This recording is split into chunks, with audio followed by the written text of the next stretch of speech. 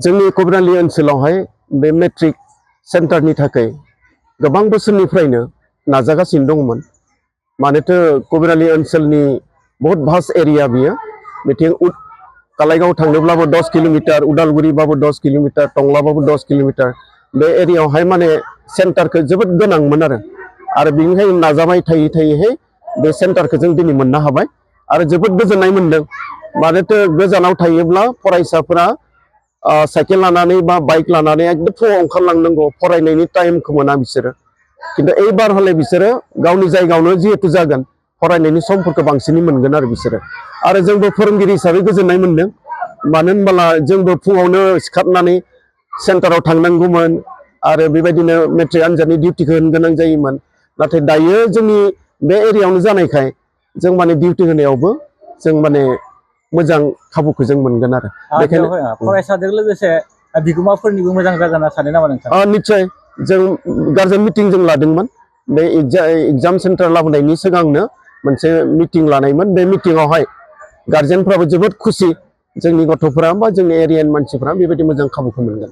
गोबां बोसोर जाबाय, गोबां 60 बोसोरनि उनावसो मोननो हादों, नाथाय बिनि सिगाङावहाय नाजायाखैमोन नामा? थारमाने सिगाङावहाय जोंनिया इनरलमेन्टआबो खममोन आरो फेडारेल स्कुलफोरा खाथि खाथि खममोन। दायो खिन्थु मिलायहैबाय आरो दायो प्राय 400 सामथिं स्टुडेन्ट बेवहाय एग्जाम लिरगोन। जोंनि बर' माबानिफ्रायनो कबिरालि हायार सेकेन्डारिनिफ्राय 78आ बर' मिडियामनि आरो 88आ एसामिस मिडियामनिफ्राय बे प्रथम मेट्रिक आनजादखौ लिरगोन।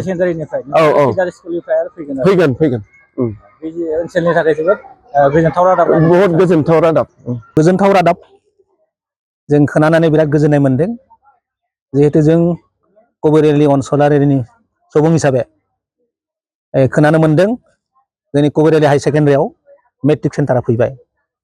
बेखायनो जों जोबोर साबायखर बावदों, जायनि जाहोनाव जोंहा गथ' गथायफोरा बेवहाय फरायनाय गथ'फोरा खाथियावनो आनजादखौ होनो हागोन। सिगाङाव जों कालाइगाव बा टंलायाव थांनो गोनांमोन, बेनिफ्राय प्राय कबिरालिनिफ्राय 10-12 किल'मिटार थांनानै फरिखा हैनो नांगौमोन।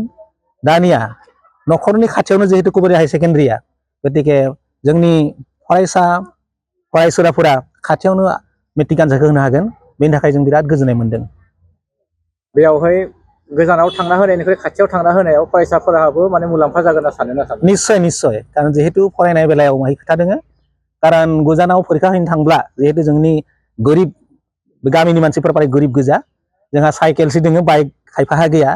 कारण बेहाय 9टायाव फरिखा जाबा बेनिफ्राय 7टायावनो खारनो गोनां जायो, जायनि जाहोनाव फरायनाया एसे लोसकान जायो। जाहाथे खाथियाव जाबाय 8टासिम फरायनानै न'निफ्राय फैनानैबो साइकेलाव फैनानैबो फरिखा होनो हागोन, जायनि जाहोनाव मुलाम्फाया बारा जागोन। दा बे सेन्टारा जोंनि थाखाय मोनसे गौरबनि बाथ्रा आरो बेयावहाय जाहाथे मोजां रिजाल्ट जायो आरो मोजां रिजाल्ट जायोबासो सेन्टारा थागोन। बे बेलायाव नोंथाङा सासे सांग्रां सुबुं जानानै आनजाद होगिरिफोरखौ मा खावलायनो लुबैयो? आं गुरै खावलायदों जोंनि फरायसा फरायसुलाफोरनि थाखाय, बिथांमोना जाहाथे बे ओनसोलनिखौ नाम लाखिनो थाखाय गोख्रोङै फरायनानै गोख्रोङै आनजादखौ होगोन आरो रिजाल्टखौ मोजां खालामगोन होननानै आं हास्थायो।